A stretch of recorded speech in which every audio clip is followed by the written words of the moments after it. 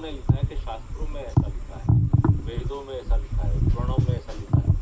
तो वेद पुराण लिखने वाले लोग तो भाई उन्होंने अपनी मर्जी से जो कुछ लिखना था वो लिख दिया, पर हमको मानने के लिए बातें किया गया और हमारे पूर्वज मानते थे।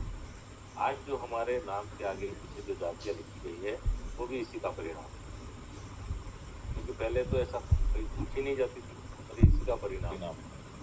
और उसको मानते मानते हम अब इस तरह से हो गए कि जो काम के आधार पे जातियाँ थी उसी को हम मानने लगे। अगर हम आज कह रहे हैं कि हमारे कोई डॉक्टर है, कोई इंजीनियर है, ये हमारा काम है, तो वो हमारी जाति क्यों नहीं हो सकती? क्यों हम उसको नहीं मानते कि मेरी जाति में वकील लिखो?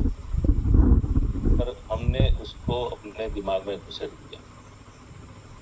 बाबा साहब अम्बेडकर ने बहुत मेहनत की, बहुत प्रयत्न किया। उन्होंने जातियों को इकट्ठा करने के लिए प्रयत्न किया। उन्होंने 6743 जातियाँ ढूंढी, उसको इकट्ठा करके उन्होंने SC ST OBC ये तीन इसके अंदर पिटारे के अंदर तीनों को पिटारे के अंदर बांध दिया। संविधान में उसको प्रावधान दिया कि जो है पिछड़े वर्ग के लोग हैं उनको हक दिया गया है, और ये हक उन्होंने जो हमारा SC ST और OBC ये तीन ग्रुप के अंदर दिए गए। पर आज भी जातियां खत्म करना है, कैसे खत्म करेंगे? बाबा साहब अम्बेडकर तो कहते हैं कि कास्ट ये जो है ये एंटी नेशनल है। उन्होंने अपने किताब में भी लिखा कास्ट इज एंटी नेशनल। पर क्या उस एंटी नेशनल कास्ट को मिटाने के लिए हम कुछ कर रहे हैं? बाबा साहब अम्बेडकर आगे बताते हैं कि भारत तब तक ये राष्ट्र नहीं बन सकता जब तक यहाँ जातियां रहेगी। जब तक जातियां खत्म नहीं होगी तब तक भारत एक राष्ट्र नहीं बन सकता है। और ये समण संघ के माध्यम से हम अब धीरे धीरे हम और आप सब मिलके धीरे धीरे ये लोगों तक पहुंचा रहे हैं कि हम सब समान हैं, समान संस्कृति के लोग हैं, इसमें जातियां नहीं थी और हम जातियों में विश्वास नहीं करते हैं। और यहाँ पर जितने भी या हम जो भी लोग हैं जो समण संघ के बारे में और लोगों को बताते हैं, बहुत मेहनत करते, बहुत शिद्दत करते हैं, और वो ये बताते हैं कि हमारे अंदर जातियां नहीं। और बाबा साहब का जो कथन था कि हम इंटरकास्ट मैरिज करें तो जातियां खत्म होगी, तो इसी तरह समण संघ भी इंटरकास्ट मैरिज में विश्वास करता है, अंतर जातीय विवाह। अब यहाँ हम अपने इतने लोग जुड़े हैं, मुझे नहीं पता है इसमें कौन किस जाति का है। मुझे तो यहाँ तक भी नहीं पता है कि कौन SC ST OBC है। मेरे लिए तो सारे समण हैं। हम सभी जो है जितने भी जुड़े हुए लोग हैं वो सारे समण लोग हैं, और हम सभी को एक दूसरे को पूछते ही नहीं है, ना बताते हैं। तो ये जो जातियां हमारे अंदर से, हमारे परिवार के अंदर से हमने खत्म किया है, क्योंकि सबसे पहला उदाहरण आपको खुद को देना पड़ता है। तो हम आपस में जो है अंतर्जातीय विवाह कर सकते, एक दूसरे का बातचीत कर सकते, सिर्फ हम समण लेवल लेके चल रहे हैं कि हमारी जो संस्कृति है, समणों की संस्कृति, हम सारे समण हैं। वही पुरातन बात, वही पुरानी बात जो है उस समय कबीले में रहते थे, वही बात है जिससे हमारा मित्रता, बंधुता, भाईचारा बढ़ता है, एक दूसरे को जानते हैं। यहाँ तक कि समण संघ में हम भाषावाद, प्रदेशवाद ये भी नहीं कर रहे। अभी मैं गुजरात से हूँ, कोई पंजाब से, कोई हरियाणा से, कोई उत्तर प्रदेश से, कोई बंगाल से, कोई महाराष्ट्र से, पर सारे लोग इसमें जुड़े हैं और सारे समण हैं। हमको इस चीज का भी कभी बातचीत नहीं होता है कि महाराष्ट्र में बैठा हुआ समण और पंजाब में बैठा हुआ समण के साथ बीच में शादियां हो सकती है। कर रहे हैं, लोगों को समझा रहे हैं, जबकि बहुत ज्यादा लोग इसमें जो है देखता हूं मैं समाज में कि भाई पंजाब के लोग हैं तो भले वो समण है और वो प्रिफर करते हैं पंजाबी लड़का, गुजरात के लोग प्रिफर करेंगे गुजराती लड़का है, लड़की। इस तरह से होगा। तो पर समण संघ जो है इसको भी खत्म कर रहा है, भाषावाद, प्रांतवाद को भी खत्म कर रहा है, सिर्फ जातियां नहीं खत्म कर रहा है, और इस तरह से हम सबको इकट्ठा कर रहे हैं। और ये जो है ये सब हम कर क्यों रहे हैं, किस लिए कर रहे हैं, क्या कारण है? समण संघ का जो नारा है, जुड़ेंगे और जीतेंगे, जुड़ेंगे तब जीतेंगे। क्यों जोड़ने का काम करें? क्योंकि जब तक हम इकट्ठा नहीं होते, हम कहने को तो 85-90% लोग हैं, पर जब तक हम इकट्ठा नहीं होते तब तक हम कुछ नहीं कर पाएंगे। आज हमारी जो दुर्दशा है वो केवल और केवल हमारे असंगठित होने की वजह से। हम टुकड़ों में बटे हैं। बाबा साहब अम्बेडकर ने ब्रोकन मैन थियरी भी बताई। ये टूटे हुए लोग हैं वो गुलाम ही रहते हैं, वो कभी शासक नहीं बन पाते, क्योंकि उनको तोड़ने के लिए, उन पर अत्याचार करने के लिए कुछ लोग इकट्ठा होकर उन पर अत्याचार करते हैं और वो टूटते जाते हैं। उनका शिक्षण भी नहीं होता है, उनका विकास भी नहीं होता है। तो हम लोग जो है ये धीरे धीरे करके लोगों को इकट्ठा करने का काम कर रहे हैं। एक साथ लोगों को इकट्ठा करने का काम हम बहुत मेहनत से, बहुत शिद्दत से सारे लोग कर रहे हैं। हो सकता है कोई कम मेहनत कराओ, कोई ज्यादा मेहनत कराओ, पर कम से कम ये चीज को तो एक्सेप्ट कर रहे हैं कि हम समान हैं। अभी रिसेंटली मैंने देखा था, 6-7 महीने के पहले मैं एक मीटिंग में गया था। अभी बहुत चीज है, ये शब्द आया था समरसता, समानता वर्सेस समरसता। हम लोग समानता में मिली करने वाले लोग हैं और हमारे लोगों को उन्होंने बरगला के एक उन्होंने तैयार किया था समरसता संगठन। तो वहां पे वो बोल रहे थे कि ये जो है SC OBC के लोग, उनके साथ में हम खाने के लिए तैयार है, उनके साथ में बैठने के लिए तैयार है, उनके साथ में ब्याह करने के लिए तैयार है, जो उच्च वर्णीय लोग हैं। पर आप जो है इसमें से बाहर मत निकलो। वही बात है, अब जाति आपकी खत्म नहीं होगी, ये सब चीजें वो बता रहे थे। तो यही बात है जो मिस्टर गांधी ने बाबा साहब के साथ में, और बाबा साहब का जो चर्चा हुई थी उसमें उन्होंने उल्लेख किया था कि हम तो आपको मानते हैं, आप हमारे समकक्ष है, हम आपके साथ में बैठेंगे। मिस्टर गांधी तो जाते भी थे, हमारे जो दलित समाज के इसके अंदर, वंचित समाज के इसके अंदर जाके भजन भी करते थे, वो जाके खाना भी खाते थे, पर वो चातुर्णीय व्यवस्था को वो नकारते नहीं थे। ये गलत बात है, ये चातुर्णीय व्यवस्था नहीं होनी चाहिए। उनका कहना था आप जिस जगह हो उस जगह रहो, बस आप समरसता में रहो, बाकी आपको समानता का अधिकार नहीं मिलेगा। और हम चाहते हैं जो कॉन्स्टिट्यूशन, जो हमारा भारत का संविधान है, उसमें समता, समानता, बंधुता और न्याय, ये हम चाहते हैं, जो वो लोग देने के लिए तैयार हैं। तो समर्थन इसीलिए कार्य कर रहा है और सावधान रहना है ऐसे लोग होते हैं जो समरसता की बात करते हैं। समरसता करने वाले लोग कभी भी आपको समानता का अधिकार नहीं देंगे, न समान शिक्षा का अधिकार देंगे, न समान न्याय का अधिकार देंगे। तो ये चीज को हमको बहुत अच्छी तरह से ध्यान रखना है। बाबा साहब अम्बेडकर ने भी जो कल्पना की थी एक, और उन्हें संविधान भी बनाया, वो सिर्फ इसलिए था कि समतामूलक समाज का निर्माण हो। और समतामूलक समाज का निर्माण तभी हो सकता है जब समानता में रहने वाले लोग इकट्ठा हो। और इसलिए समानता में रहने वाले लोगों को हम इकट्ठा करने का प्रयत्न करते हैं। अभी बाबा साहब अम्बेडकर ने जो बातें बताई हैं इकट्ठा करने की, इकट्ठा होने की, उन्होंने जो 3 सूत्र दिए, शिक्षित बनो, संगठित बढ़ो और संघर्ष करो। हमने पहला सूत्र तो करीब करीब उनका शिक्षित बनने का तो मान लिया, पर अभी हम संगठित नहीं हो पा रहे। समन संघ वही काम कर रहा है लोगों को संगठित करने कि जैसे ही आप 51% इकट्ठा आ जाओगे, सब कुछ आपका हो सकता है। देश का संविधान आपका हो सकता है, देश की सत्ता आपकी हो सकती है।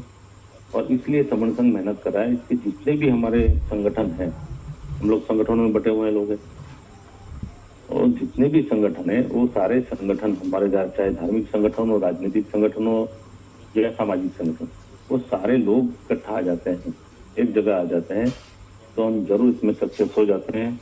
और हमारे सक्सेस का रेशियो जैसे बढ़ जाएगा तो हमारी कास्टिज्म भी चला जाएगा। जो अंदर कास्टिज्म जो है वो हमारे अंदर से खत्म हो गया। यही चीज तथागत बुद्ध ने भी बताई थी कि उन्होंने जो धम्म दिया वो टोटली आप देखोगे तो समानता में समानतावादी धम्म है। उन्होंने जो आर्य अष्टांगिक मार्ग बताया, सम्मा दिट्ठि, सम्मा वाचा, सम्मा संकल्पो, सम्मा सम्मा कम्मा, यानी ये जो है ये सारा जो है ये समानता पे है। बुद्ध का धम्म समानता पे है और यही चीज बाबा साहब ने समानतावादी लोगों को, हमारे समण लोगों को आगे दिया है।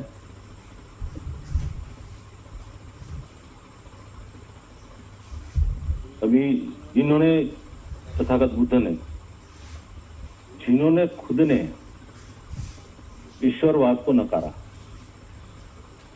देखने वाली बात है। तथागत बुद्ध कहते हैं ईश्वर नाम की कोई वस्तु नहीं, कोई चीज ही नहीं है, ये सारा प्रकृति को, ये सभी प्रकृति के अंडर में है, कोई ईश्वरवाद नहीं है, कोई ईश्वर नहीं है। उसी को उन लोगों ने ईश्वर बना दिया। तथागत बुद्ध को बता दिया कि ये विष्णु का नवा अवतार है। ये क्या है? जो आदमी ईश्वरवाद को नकार रहा है उसको ईश्वर बता रहे हैं। तो इस तरह से हमको तोड़ा जा रहा है। और समण संघ को धीरे धीरे ये जो हमारे इस चीज को, लोग अंधश्रद्धा में डूबे हैं, लोग पाखंडवाद में डूबे हैं, ये भी धीरे धीरे हम लोगों के अंदर से निकालना चाहते हैं। धीरे धीरे इसको कैसे खत्म किया जाए, और हो रहे हैं। और यही चीज हम लोगों को बताते हैं कि आप इकट्ठा जाओ सारे। जैसे धम्म के भी हमारे काफी जो है टुकड़े पड़े हैं, उनको हमें एक करना है। कई पंथ हो गए, जो तथागत बुद्ध का पुरातन धम्म था, उसी धम्म को लेके हमारे संतों ने बहुत सारी बात कर दी। संत कबीर ने, संत रविदास ने, और संत गाड़गे महाराज, वो तो उनके नाम से ही वो धर्म बना दिए गए, पंथ बना दिए गए। आखिर है भी वही तो सब समण है। वो समणीय धर्म जो पहले से चला आ रहा है, तथागत बुद्ध के समय से, उसके भी पहले से चला रहा है, उसी के टुकड़े आप करके फिर आप बोलते हो कि मैं हम इस पंथ के, हम उस पंथ के। अब आपको जिसको मानना है माने, जो भी समणीय धर्म है उसको मानना है माने, पर आप एक समण पहचान के साथ में इकट्ठा हो जाए, एक प्लेटफॉर्म पे आ जाए। और जैसे हम एक प्लेटफॉर्म पे आ जाएंगे, जैसे ही हम अपने आप को समण कहने लगेंगे, वैसे ही हमारी जीत सुनिश्चित होती जाएगी। हमारे बच्चों का भविष्य, हमारे आने वाली पीढ़ी का भविष्य, और इस चीज को हम सुरक्षित कर पाएंगे। हमारा सब कुछ हो सकता है, सिर्फ जरूरत है इकट्ठा होने की। अब रही बात राजकीय क्रांति की, बाबा साहब अम्बेडकर ने क्रांति और परिक्रांति में लिखा है कि every political revolution precedes social and cultural revolution. जब तक आप राजकीय क्रांति करने से पहले सामाजिक और सांस्कृतिक क्रांति नहीं करोगे, तब तक राजकीय क्रांति आपकी सफल नहीं होगी। कुछ समय के लिए आप थोड़ा जरूर हो सकते हैं, पर लंबे समय तक उसको चला नहीं सकते। जब तक हम सामाजिक रूप से, सामाजिक आंदोलन के रूप माध्यम से, सांस्कृतिक आंदोलन के माध्यम से समाज को इकट्ठा नहीं कर लेते, तब तक हम राजकीय सत्ता में स्टेबल नहीं हो सकते। सत्ता ज्यादातर टिक नहीं सकती। जो सांस्कृतिक चीजें हैं वही धर्म वाली चीज है, और उसी के आधार पे राजकीयता आपका लंबे समय तक चल सकती है। जैसे आज चल रही है, उसमें उन्होंने धर्म का सहारा लिया।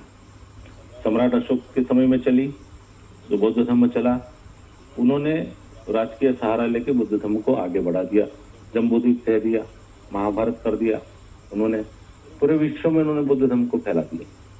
यहाँ तक कि श्रीलंका और म्यांमार और यहाँ तक भी उन्होंने अपने जो धार्मिक दूत थे वो भेज के उन्होंने वहाँ धर्म का प्रचार प्रसार किया। तो ये राजकीय के साथ साथ धर्म भी हमारे लिए जरूरी है।